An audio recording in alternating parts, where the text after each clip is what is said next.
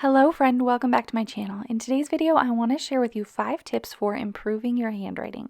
Since I was really young, I've always enjoyed coming up with new handwriting styles and fonts. I was totally the kid who took notes quickly and then just read them later when I had more time so that they weren't sloppy and I could make them look pretty.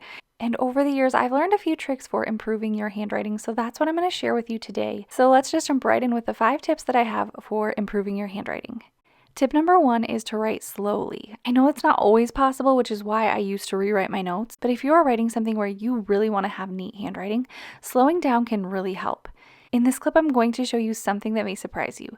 I know it's easy to see handwriting clips on Instagram or YouTube and think that they're real-time speed, but the truth is that many are sped up. But because the person is writing so slowly to begin with, it might seem like real-time hand lettering. But as you can see in my example on the left, my real-time handwriting is much slower, and this is key to having nice and neat handwriting.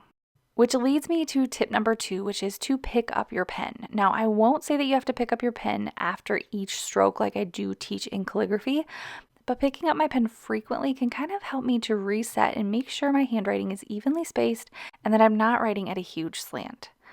When I don't do this, my writing tends to get bigger or more sloppy, and sometimes I even start connecting my letters together and it just looks pretty messy. And this is fine sometimes. Not everything that I write requires amazing handwriting, but when I'm wanting my handwriting to be nice, picking up my pen helps a lot. Tip number 3 is to write smaller. Now, I'm not saying that you have to write super tiny, but for me, whenever my writing gets larger, it gets harder to keep things neat and even. In the worksheets that I'm practicing with in this video, I actually have 3 different sizes for handwriting, and my preference is the medium size. So there's a small, medium, and a larger one, but this is totally a personal preference. If you hold your pen differently, you may appreciate a different size. You may change sizes depending on the project that you're working on.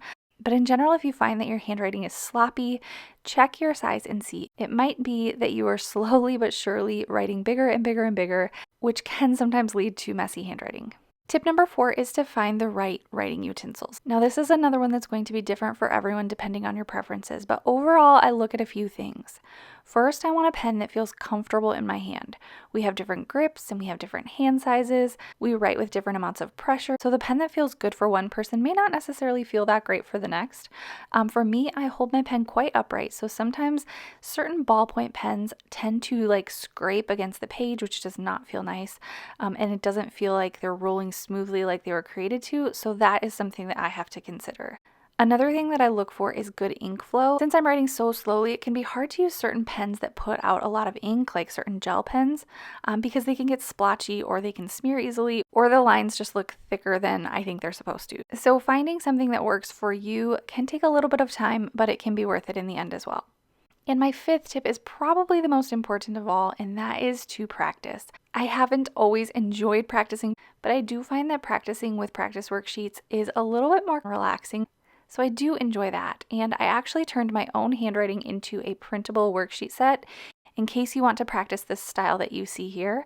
I also do like to just print out one set and then use either tracing paper or vellum to go over it so that I'm not printing out the same worksheet set over and over.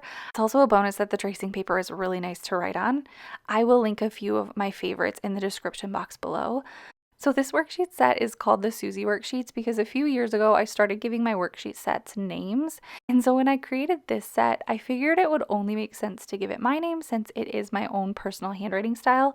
But there are a lot of practice pages with this worksheet set, and I do want to point out that it's not necessarily something that you're going to go through and practice the entire thing. There are so many letters to practice, especially because I do have this one sized pretty small, so you get a lot of letters on each line versus a handwriting style that's really big.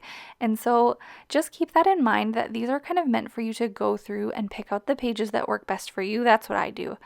So there are pages where it's a full page for each letter, and that's 1 page for uppercase and 1 page for lowercase. The top of those pages start with the individual strokes broken down to practice those, and then a couple of different sizes just depending on what you're looking at practicing. So just keep that in mind because I don't want your hand to get tired as you practice. But those pages where it's just a full page for each letter, they're really helpful if you just want to focus on something specific. But then there are also quick start pages where you get a line for uppercase, a line for lowercase, and then a line for upper and lowercase of each letter. So those pages are a little bit quicker if you want to practice like the whole alphabet, but even quicker is the page that has the continuous alphabet. So it's just A through Z on one line over and over, and those are great for testing out pens because you can create the same alphabet over and over with different pens and kind of see which one you like the results of better. But if that sounds too boring for you, there are also practice words that you can practice. They come in uppercase and lowercase, and then they come in those 3 different sizes. So like I said, there are a lot of different practice pages, and I just wanted to point that out because I don't want you to be overwhelmed with practice. I just like giving different options because I do know that we all have different preferences, and I want you to get the most out of your practice worksheets. But if you are looking for this set, I'm going to leave a discount code in the description box below if you wanted to grab these, and I will link them for you as well. So I hope that's helpful for you. Please let me know if you have any questions. Thank you so much for watching, and I will see you in my next one.